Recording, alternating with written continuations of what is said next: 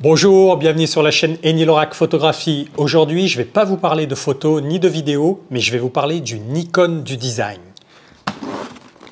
La Air Jordan 3 de Tinker Hatfield. Pas la boîte, mais ce qu'il y a à l'intérieur. On se retrouve tout de suite.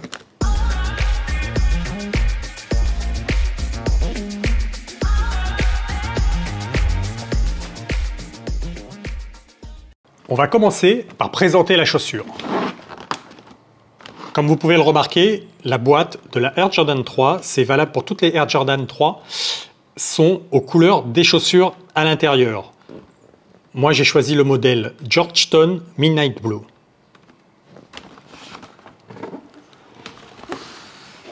Et voilà la Air Jordan 3.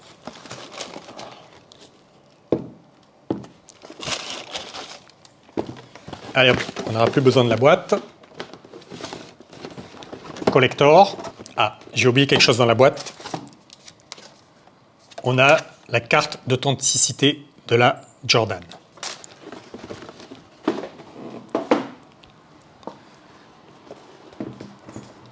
Voilà, je vous présente la chaussure.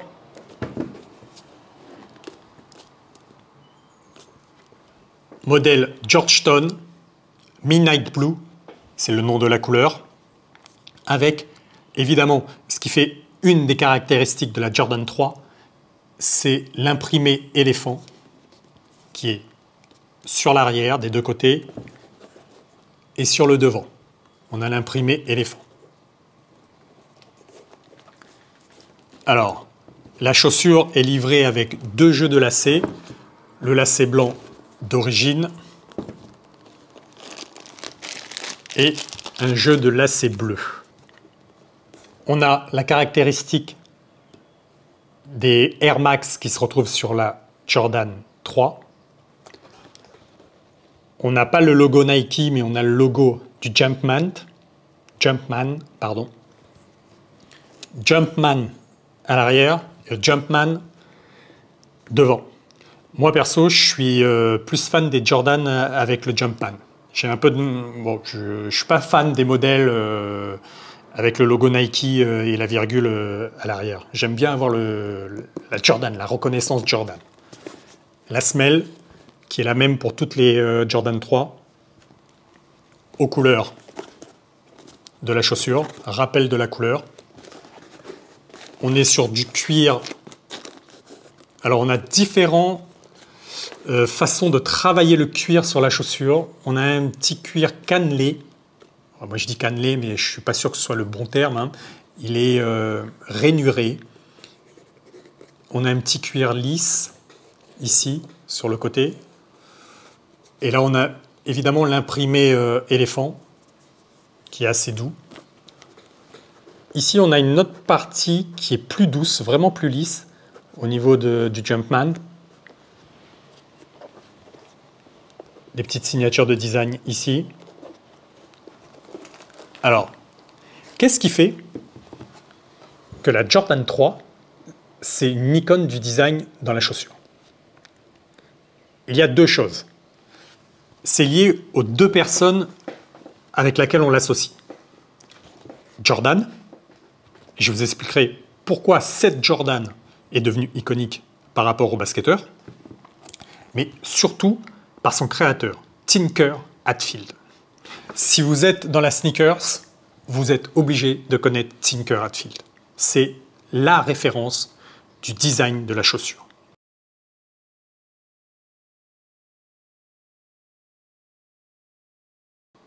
Je vous fais son petit historique vite fait pour que vous compreniez bien le personnage. Tout commence à l'université. Université américaine, il a une bourse d'études pour faire du sport et c'est un perchiste. Il se trouve que son entraîneur, c'est Bill Bowerman. Bill Bowerman, c'est le cofondateur de Nike. C'est lui qui va l'entraîner et ça va devenir un peu son mentor.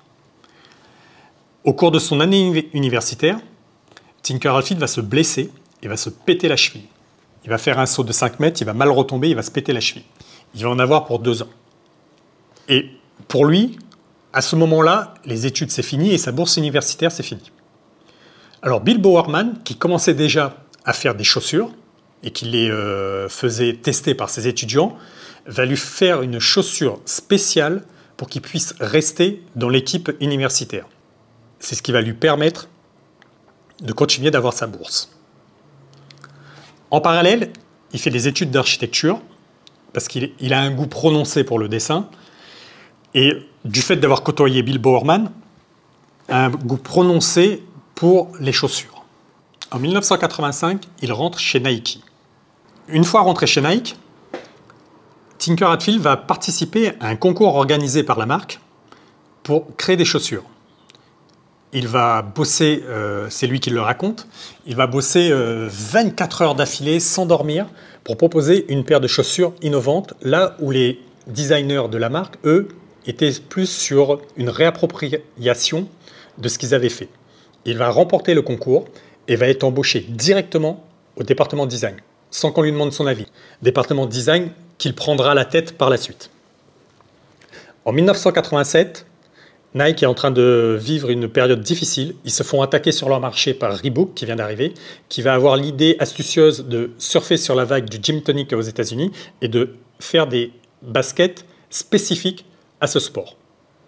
Ce qui va un peu révolutionner la façon de faire des fabricants de baskets, où ils vont commencer à se positionner sur des sports bien spécifiques et de présenter des baskets pour des sports bien spécifiques et des sports de mode.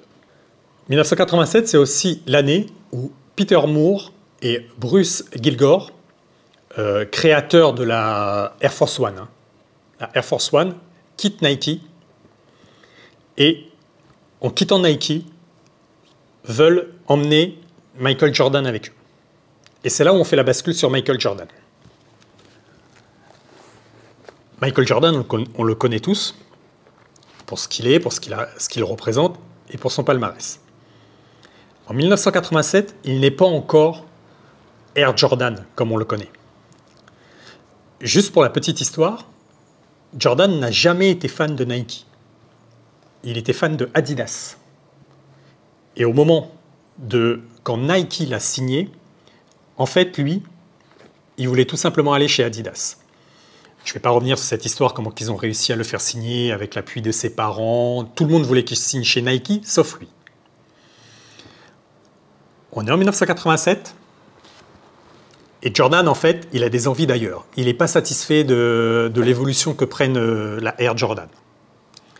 Et c'est à Tinker Hatfield qu'on demande non seulement de créer la Air Jordan 3, d'empêcher Jordan de quitter Nike et, avec tout ça, de sauver Nike. On parle vraiment de sauver la marque. Et ce qu'il va faire, c'est qu'il va sortir la Jordan 3.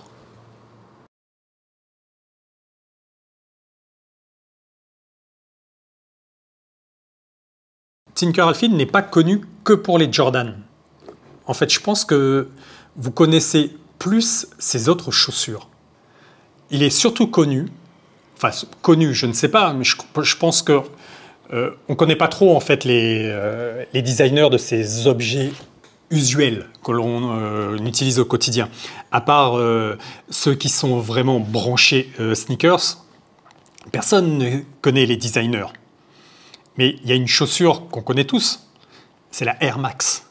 Tinker Hatfield, c'est le créateur de la Air Max. Il a commencé avec la Air Max 87, connue sous le nom de la Air Max One, la Air Max 90. Attends, ouais. Ah ben elle est là. Voilà. Air Max 90, c'est lui. Il raconte que quand il avait proposé de mettre le système apparent de la bulle, il y avait des gens chez Nike qui voulaient le virer, parce qu'ils n'y croyaient pas du tout. Succès phénoménal. La Air Max 90, mais c'est surtout sur la 87 qu'on appelle Air Max One. Succès phénoménal. On retrouve le même système sur la Air Jordan. Premier modèle Jordan a proposé ce système, visible. Après, il a bossé avec des sportifs, les chaussures de McEnroe, avec, vous savez, cette attache-là sur le devant. C'est lui. Agassi. Les designs, oui, on peut appeler ça du design, des vêtements d'Agassi. C'est lui. qui a travaillé avec la personnalité d'Agassi et qui lui a fait des vêtements en conséquence par rapport à sa personnalité. Et j'en reviens, en fait, à la languette qu'il y avait sur les chaussures de McEnroe. Tinker Hatfield, du fait qu'il se soit blessé, a vraiment une conscience de la chaussure et de ce que doit apporter la chaussure à l'athlète. Et ce qui l'intéresse aussi, c'est pas que quand l'athlète fait son sport, mais c'est aussi les temps de repos. Et il a une marotte sa marotte à lui, c'est la chaussure qui se lasse et qui se délasse tout seul. Vous voyez où je veux en venir là? Retour vers le futur 2. La chaussure qui se délasse tout seul, c'est lui. C'est Tinker Hatfield. Et ça, c'est une marotte où il explique que les sportifs ont un peu tendance à trop serrer les chaussures,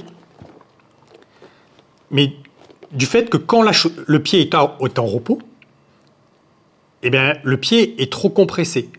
Et lui, dans son idée, c'est qu'il voudrait que, par exemple, quand l'athlète fait son activité, par exemple, prenons le basket, il est sur le parquet, il fait son activité, la chaussure doit être bien comprimée et doit bien serrer le pied. Mais dès qu'il est sur le banc, il n'y a aucune raison de garder cette compression sur la chaussure. Il faudrait que la chaussure se délasse. Et voilà son idée. C'est EARL, c'est un acronyme, hein. E-A-R-L, c'est son projet, qui mène depuis des années et des années. Hein. On lui avait demandé pour justement Retour vers le futur 2 de proposer quelque chose d'innovant. Et voilà ce qu'il avait proposé. Donc, dans le film, c'est un mécanisme. Hein. La chaussure n'existe pas vraiment. Hein. Enfin, elle existe, mais le système ne marche pas. Hein. C'est un mécanisme avec un opérateur qui tire les lacets. Mais ils ont réussi. L'aboutissement, l'année dernière, Nike a proposé ses chaussures autolassantes. C'est kiffant, ça, c'est ce système. Moi, j'adorerais, franchement. Je me pose, quand je suis assis, par exemple, là, je suis assis, moi, je bosse l'ordinateur. Je suis à mon bureau, je suis assis. Il n'y a aucune raison que mes chaussures restent lacées, en fait. Qu'elles me servent. Aucune raison. Je suis en inactivité. Et avoir des chaussures qui s'autolassent, je trouve ça top. Donc, ces chaussures-là, c'est Tinker Hatfield. Les Air Max, c'est Tinker Hatfield. Ce mec est une légende. Ce mec est une légende.